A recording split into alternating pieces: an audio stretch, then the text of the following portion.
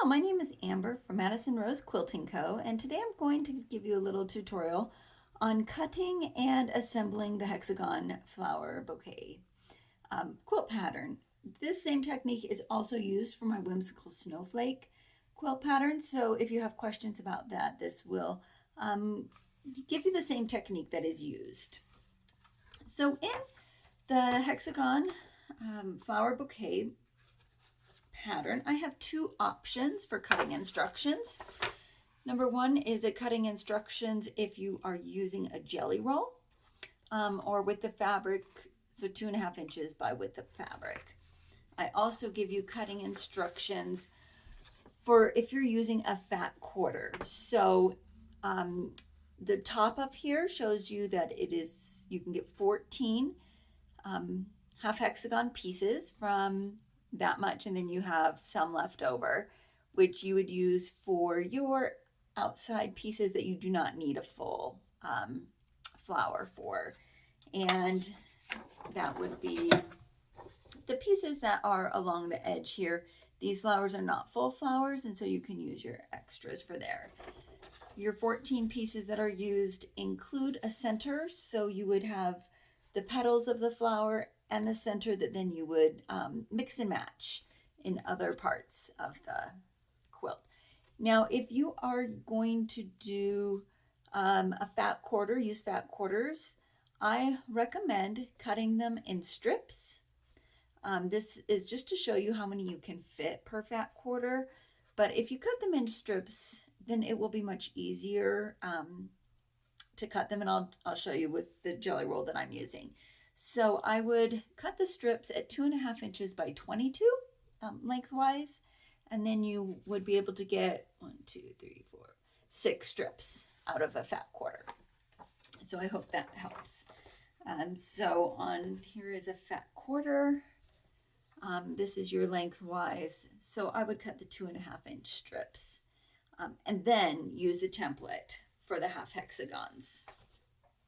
So this is the template. I provide 2 templates in the pattern.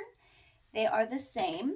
What you're going to do is, this is using a jelly roll that has some jagged edges. I don't cut that off, but if you would like to, you can.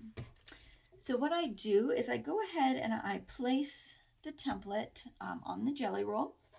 And as you can see, what I'm going to do, or on the 2.5 inch strip, I should say, what I'm going to do is you cut one, and then you cut the next. You just place them back and forth until you have all of the cuts from your 2.5 inch strip. So per the instructions, it does say that for the 12 inch or the 12 piece flowers, there's 13 of them, and the 11 piece flowers, which there's 1, you will need 2 jelly roll strips of the same fabric. And all of the rest, you only need 1 jelly roll strip of that fabric to make them. So what you're going to do is, I'm going to start with a whole flower, and I'm going to cut the full jelly roll strip. So on the fat quarters, it does say if you need 12 flowers, you use 1 fat quarter per flower. And so you'll need, this is fat quarter instructions. You will need 13 fat quarters for your full flowers on baby. You'll need 28 fat quarters for your full flowers on throw. And on your jelly roll, 1 strip of fabric, which I have calculated at 42 inches, you will get 10 half hexagons per strip. So that's why for your 12 and 11 piece flowers, you will need 2 strips. If your strips of fabric are longer, you may not need 2. So just, you can try it and see how it goes, but that is what the pattern is written for. So I'm going to go ahead and show you now how I cut them out. So I'm going to place my template on my 2.5-inch strip, there's a few options that you have. First, you can draw a line around them using chalk, pencil, whatever you like, and then do that for the full quilt strip, the full, or you can use a rotary cutter and carefully hold the template in place and cut around it. What I prefer when I'm doing this is I just like to use a clear ruler. So what I do is I just put the clear ruler right at the edge of my template. Means I can hold my hand back a little bit farther as well. And rotary cutter, and I cut it out. And I will do both sides. Do it in the way that is most comfortable for you so you don't cut yourself. And then you will notice that there are notches out of the template. And these are really important to cut the notches out of your pieces now. When I'm assembling it, I'll show you why, and it makes assembly go way, way, way faster. Because then you don't have to think about where you're sewing your pieces together. So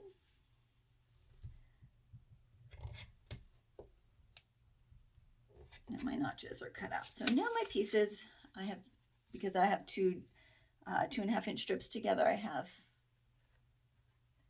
2 pieces. So then my next cut, I'm just going to turn my template the opposite direction to measure up with that line up with that line. So now I have one less cut to do. And I can do this for the remainder of the strips. And again, I will cut off my corners.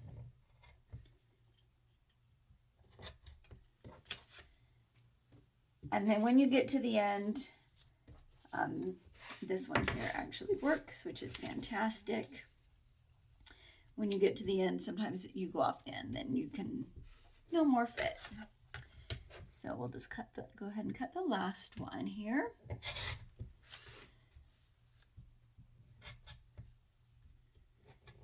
And on this case where the jelly roll is slightly wider, I don't worry about that because if I cut them all the same, they're going to be the same.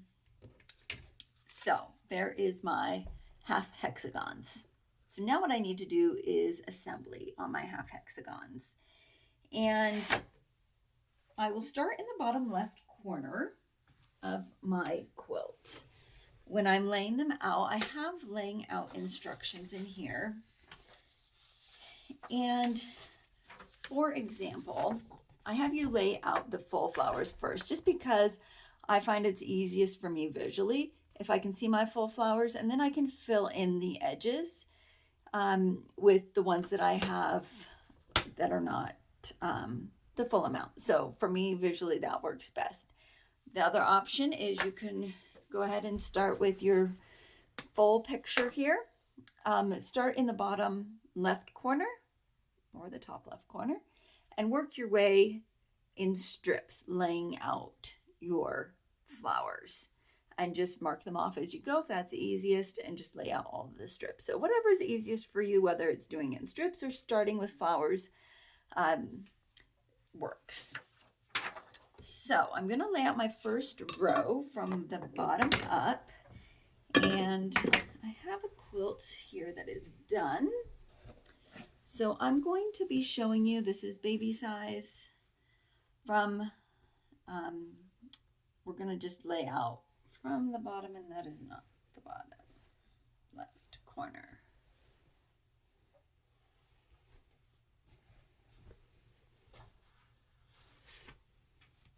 Here is the bottom left corner. Sorry about that. So you're going to lay them out, if you can see in here, you're going to lay them out in strips along here. So this will be your first strip. This will be your second strip, and you're just gonna, I like to lay them all out visually so I can see that, make sure it all makes sense. So for my first strip here, I will be laying them out. It's hard to see on the first one. Once you start going, it's very easy to see what your design looks like.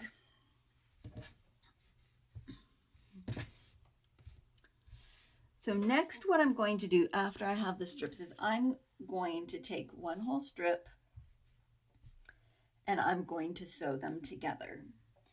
And the nice thing about when you're sewing these together and you have these notches is when you lay them together, all you have to do is line up your notches.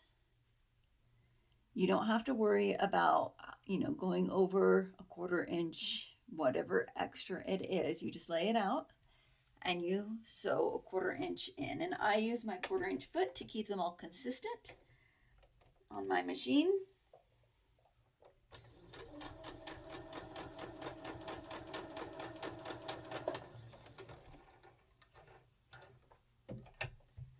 And then when you open it up, they line up pretty good, which is exactly what you want.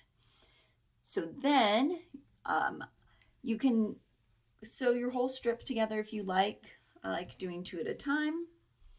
Again, I will line up my corners here. And it just lines up perfectly, both sides. It's fabulous. And again, we'll sew.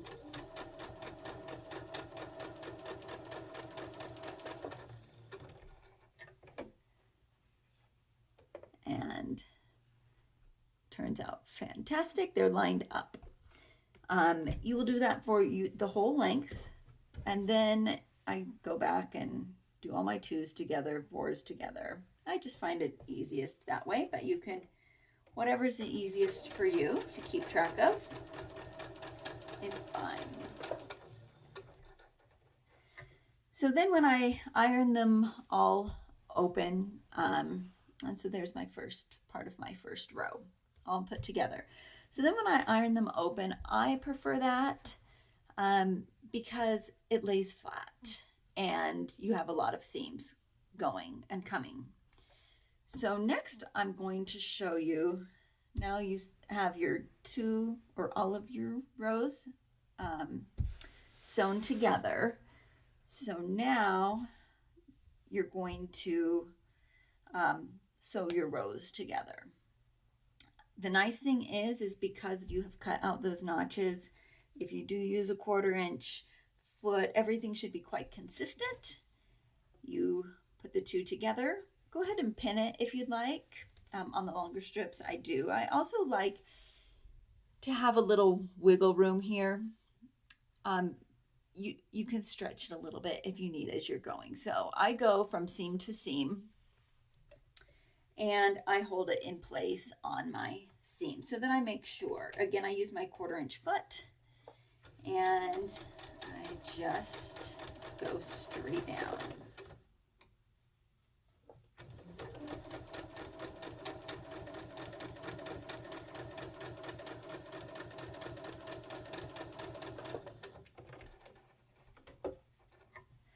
So now my rows together, and they are pretty good.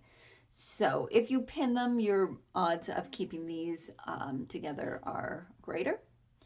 And in this instance, so if you're going to pin them, measure in a 1/4 inch from the edge, and then you'll know if you turn them around that they're going to fit or match up right on the angle that you want them to be.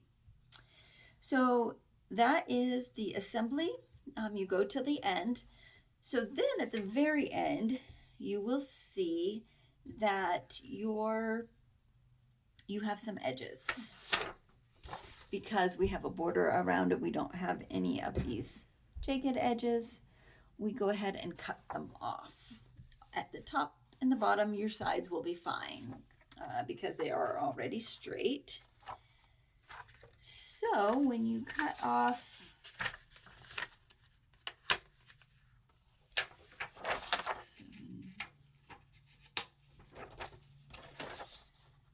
so when you trim it up, I just go ahead and trim where it ends there. So for the top of your quilt and your bottom of your quilt, just trim it off about where it gets.